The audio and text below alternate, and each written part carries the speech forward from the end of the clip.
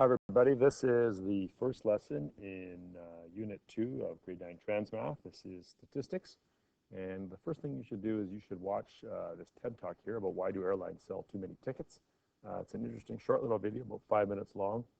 Just explains how businesses and people in real life actually use statistics. It's not just something that we work on in school to harass students. So anyways, take a moment to watch that lesson, and then I'll start with the lesson on statistics.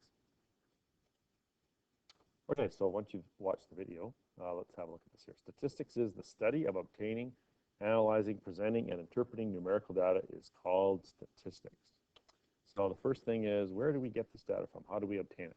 And one way to do it is to do it what we call firsthand, which simply means doing it ourselves. By either seeing it ourselves, observing it, questioning, measuring, experimenting, doing it ourselves to get this data. The second way is secondhand, letting someone else do it, not ourselves relying on others' work.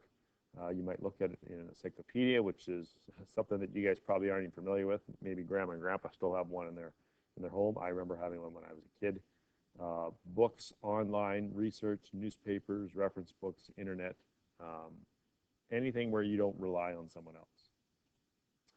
And when you're doing a study, it's important to have enough information and to understand when you do have enough, because you don't always need to talk to everyone, contrary to what a lot of people think. So suppose we want to find out what meals people want served in the cafeteria. If we were to talk all of the people that are in the school, that is called the population. In this case, asking seniors at the mall doesn't make a whole lot of sense. If we are interested on what lunches, what foods people here at the school want to eat, there doesn't make a lot of sense to talk to people at the mall, senior citizens. They don't care. They would probably come up with different things than what teenagers would want to eat. So that's called a population, all of the people that the data refers to. If you ask everyone in a population, that is called a census. And in this case, it's possible, but unlikely. So if we were talking about the whole school, we would have to literally talk to every student, keep track. We'd have to look after the kids that were absent on that day, and we'd have to track them down the next day. We'd have to talk to teachers. We'd have to talk to custodial staff, secretaries, EAs. Everyone that's in the school would be called the population, and that would be called a census, and it would take a long time to do that. Censuses are rare, don't happen very often. They can cost a lot of money, and are often no more accurate than if you do it another way. If you only ask a small portion of the group. Every 4 or 5 years in Canada, we do a census to try to find out the demographics, to find out various bits of information about Canadians.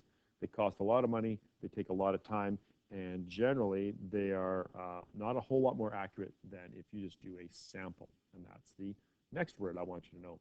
If you ask a small population, a small percent of the population, we would call that small group a sample, and the asking is called a survey. So you don't have to ask everyone to get an accurate idea.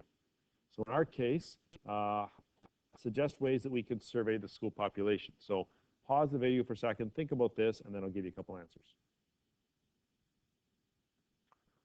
Okay, so I'm hoping that you listen and pause there. So some ways that we could survey the school population: you could talk to every 10th person you see in the hallway. You could go through class lists and pick the 7th person in every class. That would be just be kids. You could ask for a hand-in ballot, but then you get what's called a biased sample because only the people that care are being asked. So there's different ways that you could survey the school population. Now, when they do a political survey in Canada, they really only ask, there's about 32 million people in Canada. When they ask who you're going to vote for, they tend to only ask about 2,000 people from across Canada. So it's a very, very, very small percent of the population, but if you do it properly, you can get really accurate results. Samples must be free of what we call bias. Okay? This means that the samples do not favor one side or other, if they're free of bias, or unbiased, we would say. Okay? Free of bias means that they are unbiased. There is no bias. For example, in our survey, there would be bias if we only asked teachers. So if we were interested in finding out what people want to eat for lunch in the cafeteria. If we were to have a biased survey, we would only ask teachers because they would come up with different ideas than teenagers. It would also be biased if we only asked the teenagers because the teachers, the adults that work in the building, they also eat lunch here at the school. So either one would be a biased way of doing it, okay? Here's another example. Dauphin wants to build a new teenager drop-in center for kids to hang out at. Who should we ask for advice? Should we ask parents of kids? Should we ask kids? Or should we just ask random people at the mall? Well, in this case here, parents of kids would probably be a good one to ask.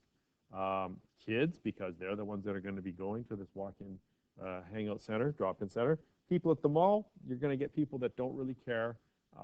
They're not going to be really important in this such a survey. So it would be biased if we ask people at the mall because they might just say, no, don't build it, don't spend the money on it. So you want to make sure that you are free of bias when you are doing a survey. Okay, so I've created an online assignment. You guys should try that as well and see how you do. I'll be posting answers for that as well, or you can request the answers and then move on to lesson 2.